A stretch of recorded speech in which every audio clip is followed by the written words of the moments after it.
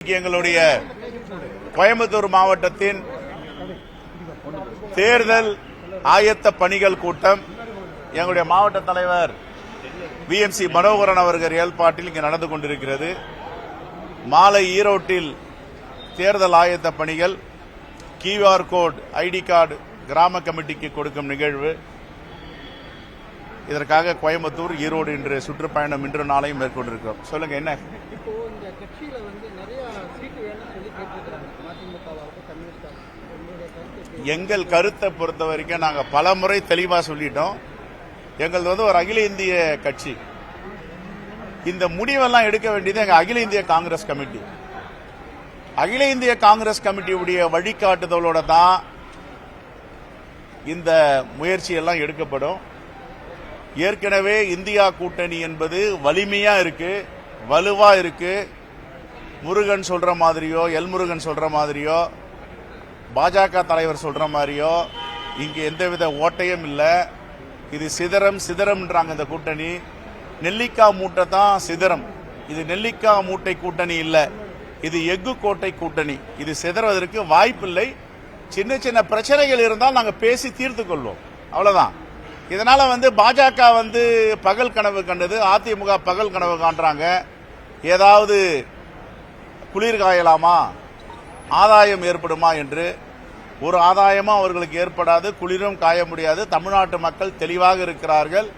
யார் யாரெல்லாம் பாஜகவோடு பாசிச சக்தியோடு இணைந்திருக்கிறார்களோ அவர்களை தமிழ் மண் புறக்கணிக்கும், தமிழ் கடவுள் முருகன் புறக்கணிப்பார். தமிழ முருகன் மாநாடு அவங்க எதுக்கு நடத்துறாங்க? அயோத்தியில ராமர் மாநாடு எதுக்கு நடத்துறாங்க?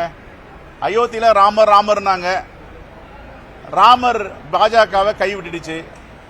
அயோத்தியில ராமர் கோவில் இருக்க இடத்திலேயே மிகப்பெரிய தோல்வியை பாஜக சந்திச்சது. அப்புறம் ராமரை கைவிட்டுட்டு ஜெகநாதரை பிடிச்சிக்கினாங்க, ஜெய் ஜெகநாதர்னாங்க. அந்த மக்கள் புறக்கணிச்சிட்டாங்க. ஒரிசாவுக்கு போனாங்க, பூரி ஜெகநாதரை பிடிச்சிக்கினாங்க.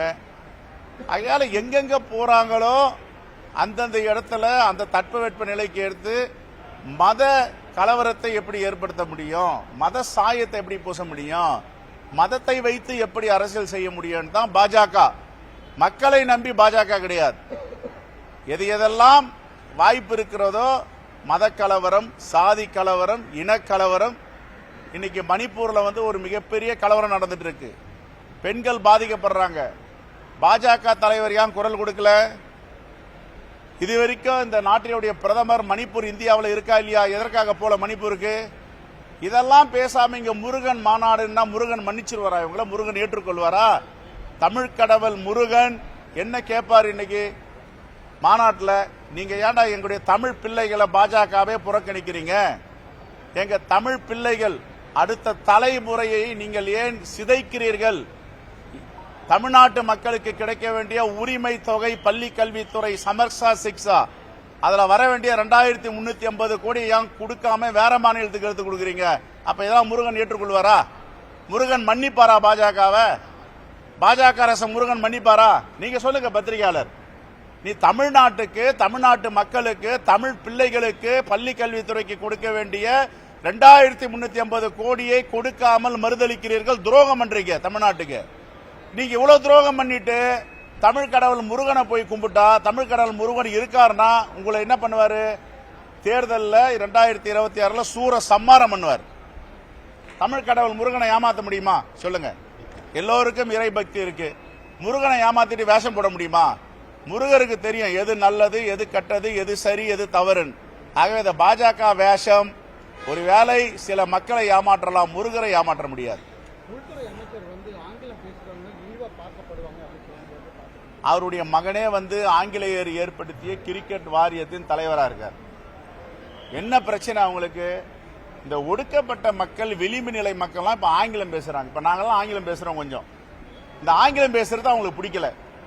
அங்கேயும் அரசியல் இருக்கு. இப்ப அவர் கூட்டணியில் இருக்கார் மாண்புமிகு முதலமைச்சர். மாண்புமிகு முதலமைச்சர் ஆங்கிலம் பேசலையா? அவர் என்னன்னு கூப்பிடுறோம் நாம எல்லாம்? மாண்புமிகு அண்ணன் எடப்பாடி பழனிசாமி அவர்கள் அப்படியா கூப்பிடுறோம்? EPS கூப்பிடுறீங்க. EPS ஆங்கிலம் சொல்லா, தமிழ் சொல்லா? சொல்லுங்க. ஆங்கில சொல் தானே கூப்பிடுறாங்க. அப்புறம் எப்படி ஆங்கிலம் வந்து ஒவ்வாத மொழின்னு சொல்ல முடியும்? ஆங்கிலம் பேசினா அவமானம்னு சொல்ல முடியும்? அமித்ஷா அப்படின்னா அவரை பார்த்து இபிஎஸ் அவர்கள் என்றாரா? அப்ப அவமானப்படுறாரா? அவமானப்படுத்துறாரா? அதனால ஆங்கில மொழி என்பது ஒரு கனெக்டிவ் லாங்குவேஜ், தேவையான லாங்குவேஜ், உலக மொழி அது. அதனால்தான் ஜவஹர்லால் நேரு மிகப்பெரிய நீண்ட நெடிய கண்ணோட்டத்தோட அவர் சொன்னார், உங்களுடைய தாய்மொழியும் இணைப்பு மொழியான ஆங்கிலமும் 2 மொழி கொள்கை தமிழ்நாட்டில் நடைமுறைப்படுத்தப்படும், எந்த பங்கமும் வராதுன்னார். காங்கிரஸ் ஆட்சி இருக்கிற வரைக்கும் 2 மொழி கொள்கை. இவங்க வந்த பேரு 3வது திணிக்கிறாங்க. பல முறை சொல்லியிருக்கேன், எங்க குழந்தைகளுக்கு என்ன படிக்கணுமோ அதை அவங்க தீர்மானிப்பாங்க, பாஜக தீர்மானிக்க கூடாது, சங்கிகள் தீர்மானிக்க கூடாது. தேங்க்யூ. அதே போல அவங்க வந்து நீங்க சங்கிங்கிறீங்க, அவங்க உங்களை மங்கி அப்படின்னு சொல்றாங்க. ரைட், நாங்கள் வரவேற்கிறோம். எல்லாரும் குரங்கிலிருந்து பிறந்தவர்கள் தான்.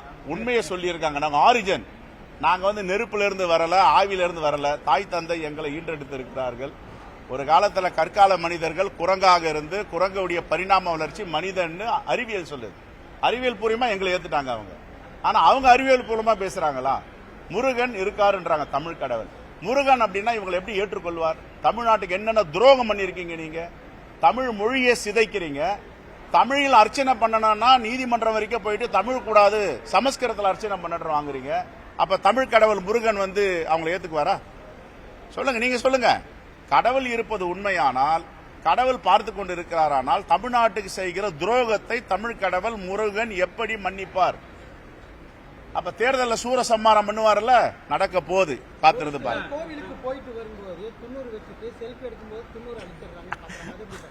எதனா எரிச்சல் ஏற்பட்டிருக்கும், இல்ல வந்து ஏதாவது உபாதை இருக்கும், அழிச்சிருப்பாங்க. அதுக்காக வந்து வெச்ச திருநீரை வந்து வேணுமென்ற அழிப்பதுன்றது அரசியல். அந்த அரசியல்லாம் பண்ணக்கூடாது.